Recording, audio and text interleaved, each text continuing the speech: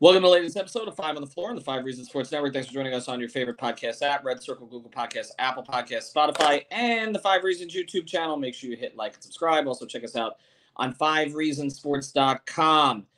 We're publishing this on Monday. Tonight, we're going to be at Tropical Distillers. You can find it at Allapattah. We've got a lot of people who are planning on coming tonight, so make sure you check them out. They're in Allapattah. We're having a watch party. It's at Tropical Distillers. We've done it there before. We're sponsored by our friends over at You Break Wheel Fix. You can find it at youbreakwheelfix.com. Also by NBA Central. You'll see representatives from both there tonight, including our friend Mark from You Break Wheel Fix. So check us out, again, starting at 8 o'clock, but actually we're going to be there around 7, somewhere in that range. We've got all kinds of drink specials going on there. There will be a food truck, big 100-inch projection television we're going to have outside in addition to what we're doing inside. So come drink to a Game 5 victory or to the season, one or the other. Join us at Tropical Distillers tonight, again, sponsored by You Break Wheel Fix. And now, today's episode. Down to Biscayne. Yikes. 5 on the floor. Ride for my dogs. Where here's the thing. You can check the score. Hustle hard, couple scars, wearing bubble frogs. Just like Butler said, you in trouble, y'all. Kept the floor playing, got it all banned. Y'all seen the block, stop with one hand. And Pat we trust, it's power, have the guts. We're here to bring the heat, y'all can hang it up. Welcome to 5 on the Floor, a daily insider show on the Miami Heat and the NBA, featuring Ethan Skolnick, Greg Sylvander, and Alex Toledo, plus others from the 5 Reasons Sports Network. And actually, our guy Mercy, who did the theme song, is going to be there at Tropical Distillers tonight as well. All right, we did not expect to be doing this today. This is the floor plan. We've already put 3 episodes up since Game 4, so make sure you check those out. One with me, Alex, and Brady, one with me and Greg, and one with me and Sam Amick. But now we've got some news. Tyler Herro has been upgraded to questionable for tonight's game. And actually, it appears that he's going to be active. Woj just reported he's going to be active. Of course, Woj said he'd be active for Game 2. But this is a little bit more official at this point because the Heat, who had him as out on their game notes yesterday, upgraded him this morning. A little bit of inside information, not that we have a whole bunch here, is that I was told essentially that he woke up this morning and didn't feel any pain, which has been one of the issues here. There have been other issues involved with this. One of the things was more sort of, and as we get to our floor plan, I got Alex Toledo here with me. Again, you can follow me at Ethan J. Skolnick and at 5 Reasons Sports. You can follow Alex at Tropical Blanket. One of the issues was, the sort of the optics of it, right? Like, was he going to get blamed for ruining their rhythm? They don't have any rhythm right now. They're down 3-1. And the only thing that I'll caution as we get to more of the specifics of what this will mean for tonight is that the Heat have tried this kind of thing before. And again, this is a hand injury. It's not, a lower body injury, which tends to be more trouble with a guy coming back. But, they tried it in 2000, 2001 with Alonzo Mourning, had him ramp up at the end of the season. They got swept in the first round after he missed 69 games during the regular season. They lost to Charlotte in 3. They tried it with Haslam in the second round series against Boston in 2011 after he missed nearly the entire season. He missed the backboard in his first game. They shut him down for another week and a half. And then he came back and played really well against Chicago, but it took some time. Chris Bosh, nobody really remembers this, but when he was out after the Indiana series in 2012, they brought him back in the middle of the Boston series. He was more of a decoy than anything else. And Goran Dragic, 2020, tried to push through in the bubble and had a really ineffective short stint. So I guess we go to this, Alex. We don't really know what to expect from Tyler, except we've gotten to see him shoot the ball. The Heat haven't hit that. What can reasonably be expected tonight after missing 57 days? I mean, it's so tough, right? Because you go through all the examples of past Heat players that they've tried to bring back for big games and, tough atmospheres to play in. It's tough. It's not, I don't think you can expect a lot. And I actually feel like a lot of Heat fans more or less have the right mentality with it. I think, it's because we've gotten to this point where, when the series was tied 1-1, everybody was like, no, you don't mess with it. We're going to go with what God is here, right? That type of mentality. But once you go down 3-1 after losing another 2 straight, I mean, it's up to 4 now, but you lose both games in Miami in the finals. 4 straight at home. Your backs are against the wall going into Denver, which you already got a game at after not having won there in 6 or 7 years. Your backs are against the wall. This is the time where, it's desperate times call for desperate measures. That's basically what this Tyler Herro situation is. The thing is, he was your 3rd best player all year. We know what he's good at. We know what he can bring. You can't reasonably expect him to play at that level that he played at all year. But I think if he can give you something off the bench, it would actually be useful.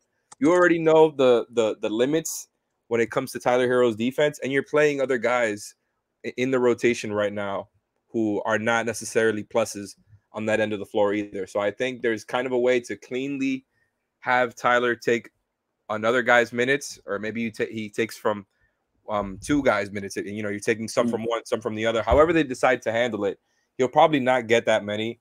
You know, the 12 to 15 that we've been talking about seems about right. Could be less than that if it's going bad, right? But we kind of saw this happen last year with him in Game 7 of the conference finals when they brought him back. He didn't look good, and then he just I don't think they played him at all in the second half or something like that.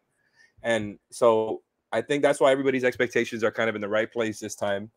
But I really do think he can be useful. Like there's times where, I mean, there's been plenty of times where they're dropping in this series. We know Tyler's a drop killer, but outside of that type of thinking, he is a guy who can create a bucket for himself, has a great two-man game with Bam.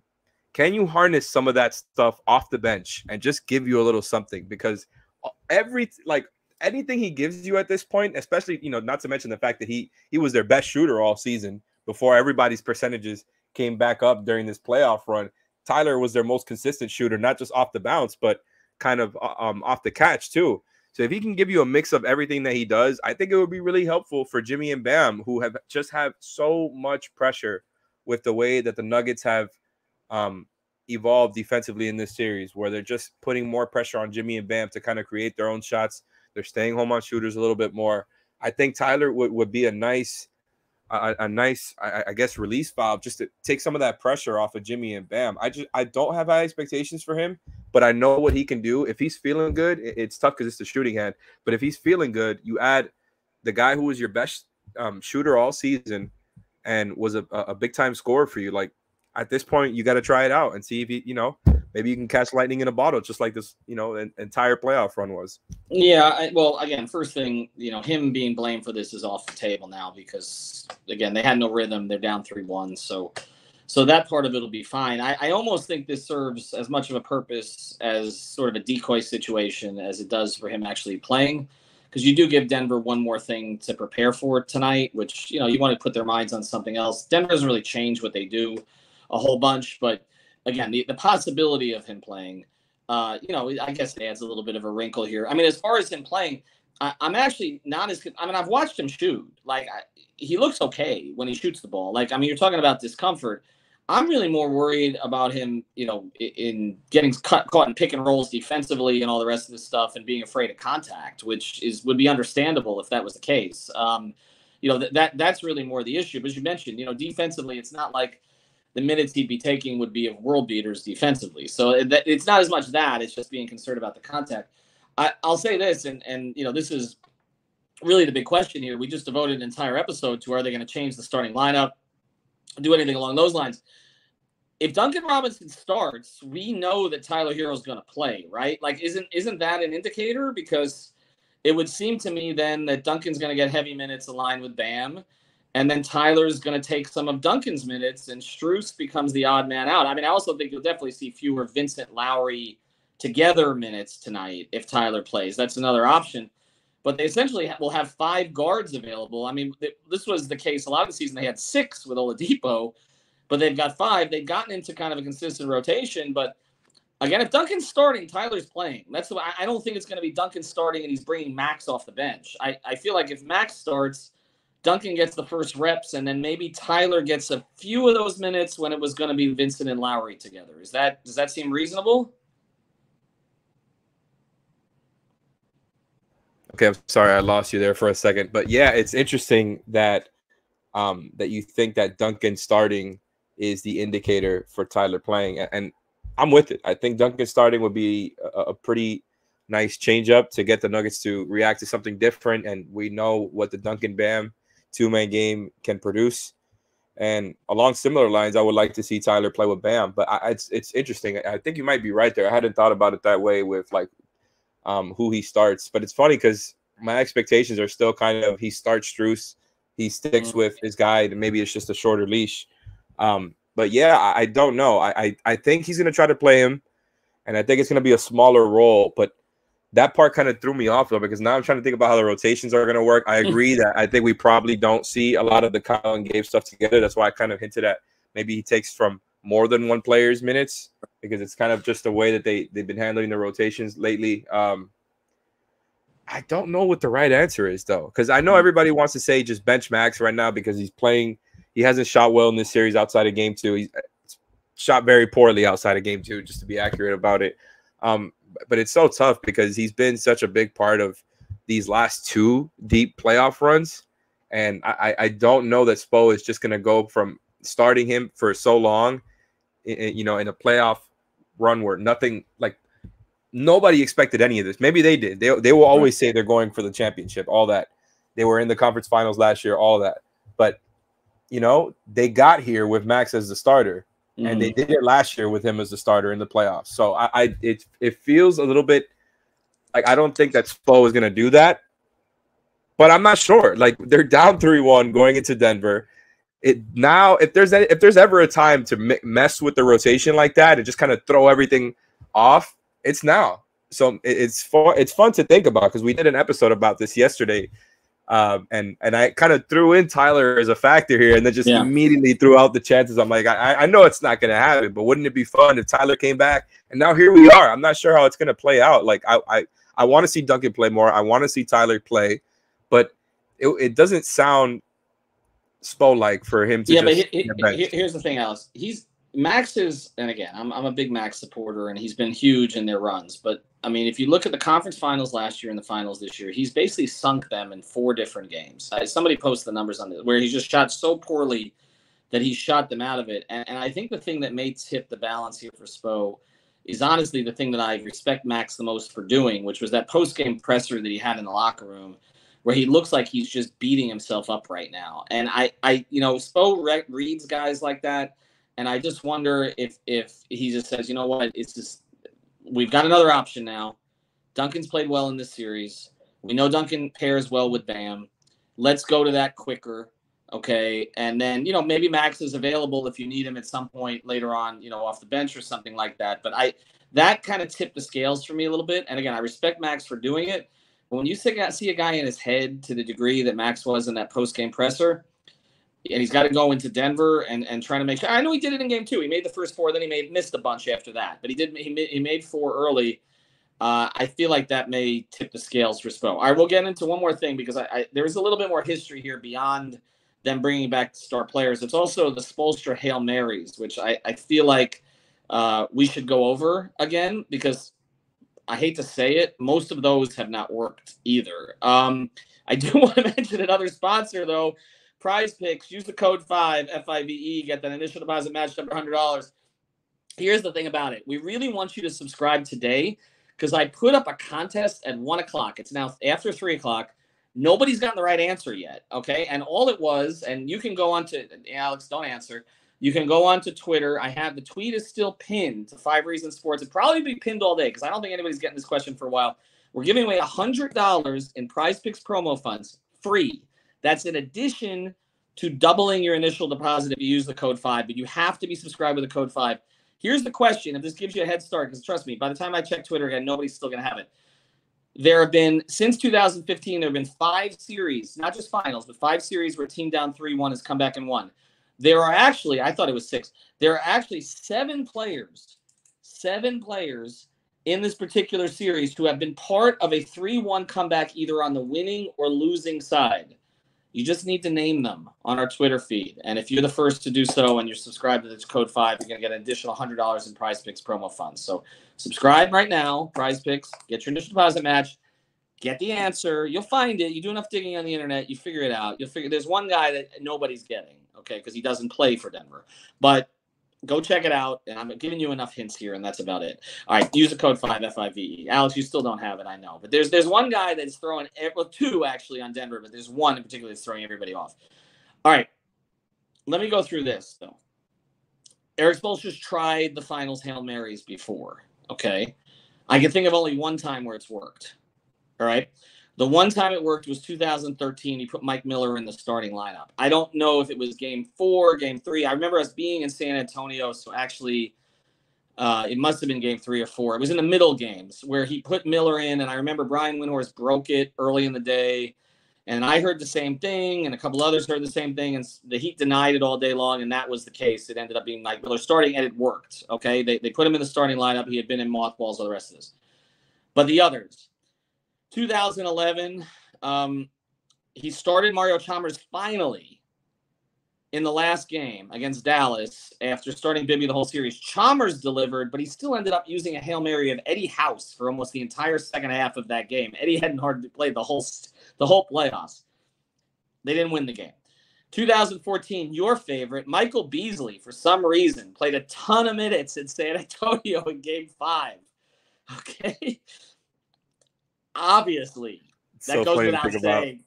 It did not work. That would be like playing Yurtsevin tonight. Okay, by the way, some people are calling for. So some of these finals Hail Marys, and 2020, he really didn't have a lot of options, honestly, because Bam was hurt. Injured Goran and Bam when they came back. Yeah, I mean, he tried them when they came back, but they're also, I seem to remember Kendrick Nunn getting some minutes in that finals, whereas he hadn't previously in the rest of the playoffs. Most of the time, when you're throwing a Hail Mary, the odds are about the same as the Dolphins completing a Hail Mary. So it feels somewhat desperate to me, Alex, but understandable. You have a guy who was, like you said, your third best player the whole year. It's not Michael Beasley. It's not Eddie House. It's not even, dare we say, Rio. Okay. So I get it. But this is why I'm cautioning Heat fans. This thing usually does. If you're playing against the better team, they're the better team during the series for a reason. And so I don't, like I said, I don't have high expectations for it tonight. Yeah, I think it's fair. And I think, you going through the history there, it's extremely relevant because that's kind of the stuff I was thinking about. Like, this situation is a blend of both, right? With star players coming back and these Hail Mary moves with, maybe just other rotation players that haven't gotten a run, things like that. It feels like a blend of it. And that's why I'm maybe not as down on it as others are, just because I do think what he provides is it's going to give the Nuggets a different layer to think about. I think because he was their best shooter, like, you can't leave him open out there. I mean, maybe if you're the Nuggets, you're like, go ahead, test that hand. I want to see if you can actually still shoot before, I give you the warranted defensive attention. I don't know how it's going to play out, but I do think there's some upside here. It's kind of a fun layer, just, for us in a series where we've kind of seen almost everything play out already, and everybody is kind of acknowledging that the Nuggets have been the better team. Throwing this wrench is fun to think about, to see how it's going to play out. I'm excited to watch, but yeah, my expectations are not very high either. It's just, how much can he give you, and how much can you actually play him? Right? Because it's like, if he starts out good, does that mean you're going to play him more? And then what if you're just like pushing it a little bit too far? I'm not sure what the right way to handle this is, because, that he was your third best player and had so many touches and usage throughout this season and others. And, now he's just kind of probably going to end up getting relegated back to the 6-man role, which of course he won the award for last year. So that's where I'm like, yeah, I don't mind seeing Tyler go back to being a 6-man where he just thrived for an entire year, and just do it for a shortened role, not too much pressure on him. And if it works, it's going to look awesome, because that guy can give you buckets, and that guy can shoot the hell out of the ball. And, for as much as I talk about the defense being a problem because they don't have answers for how to really stop the Nuggets and all their counters, the offense has just not been there. I mean, to the level that you need it, right? The Nuggets have completely outclassed you offensively in just about every game. And even in the game 2 Heat win, where the Heat scored 17 threes. Sorry, keep going. Okay. Because I was setting this in the lead slot while you're talking.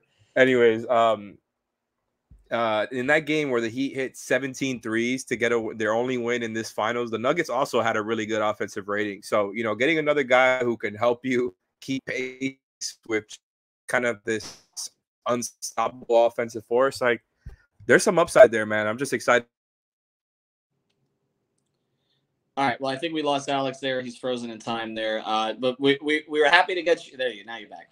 Happy to get this bonus episode to you. We will see how it transpires tonight at Tropical Distillers.